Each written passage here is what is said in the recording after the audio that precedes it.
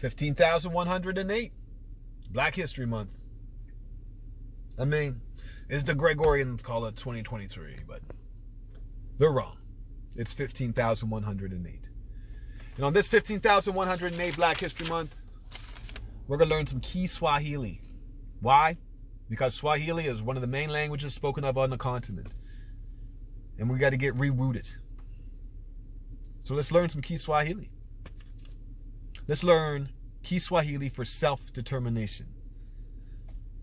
Kujichagulia. Kujichagulia is self-determination. Self-determination is something you commit to, and more importantly, it's something you practice. You practice Kujichagulia. You practice Kujichagulia by defining self for self, by developing for self that which self needs, and by defending those things which you develop for self, because those are the things you need to provide you and your people with food, clothes, and shelter, with safety and security in abundance so that you can share. And this is all done by having land. Kujichagulia. This is the rediscovering of our lost memory, so that we can once again shape this world into our own image and interests. The first act of any free people is to shape the world into their own image and interests. Why? Because when the world is shaped in your own image and interests, you can find a way to measure by using the craft to develop food, clothes, and shelter, safety and security and abundance, so that you can share on some land.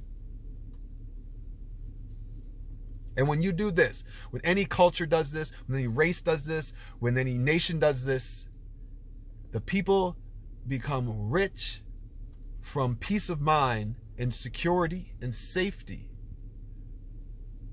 that all around them win without loss. Not win because someone else takes an L. That's just capitalism. I got the point, you didn't get the point. I'm talking about we both get points. Win without loss. Frantz Fanon taught us what to question so we can win without loss. Frantz Fanon, one of our greatest educators, said, question, who am I? Am I really who I am? Is who I am or who I'm being really me? And am I who I ought to be? You measure this. Who am I? That's knowledge of self.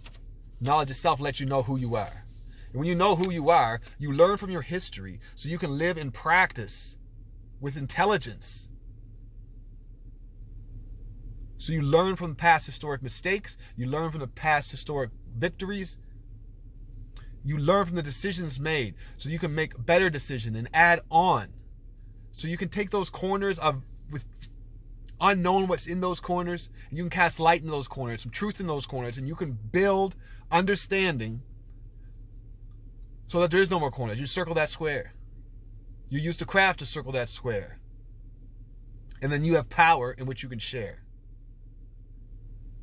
Knowing your history, having knowledge of self, knowing who you are, gives you that ability. Now, am I really who I am? Am I being authentic? You know if you're being authentic by the cultural things that you're doing. The cultural criteria by your living, how you're living.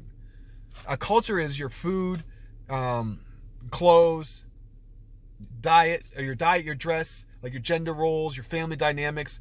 Those are your cultural controls. And as you live, as you dress, as you eat, as your family interacts, when you live by those rules given to you, is that your culture? Is it giving your people strength and understanding? Is it giving your people healthier bodies, healthier families, healthier land to live off of? If not, you're living by the wrong cultural controls. And it's not rooted in the craft. It's not rooted in measuring food, clothes, and shelter, safety and security, and land to make sure you have enough so you can share because you have it in abundance. Those are the cultural criteria. And that's how you know if you're living by the right ones. And are you who you ought to be? Well, are you living to that criteria? What's the ethical code in which you're living by?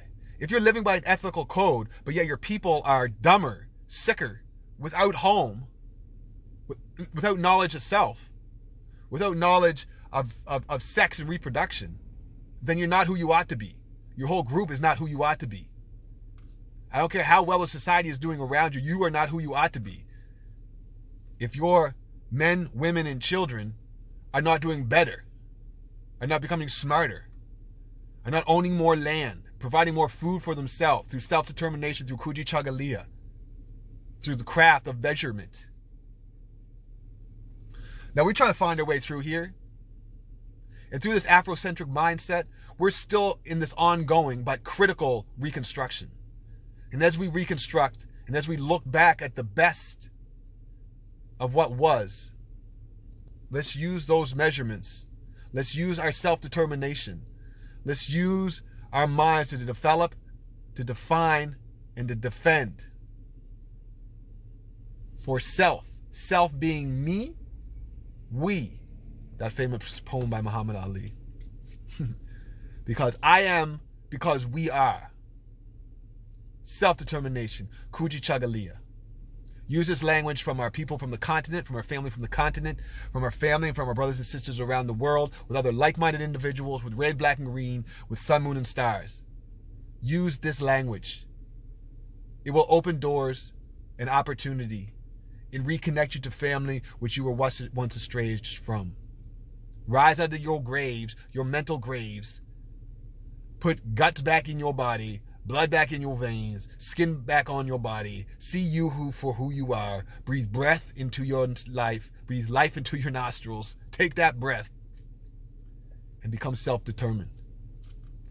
This is Babalua Anu Shabazz Allah, Dr. Carbon the Medicine Man, for the year 15,108, dropping key Swahili, Kujichagulia, self-determination. Use the words and watch the gifts in the Ashe power which opens before you. Peace to the fam.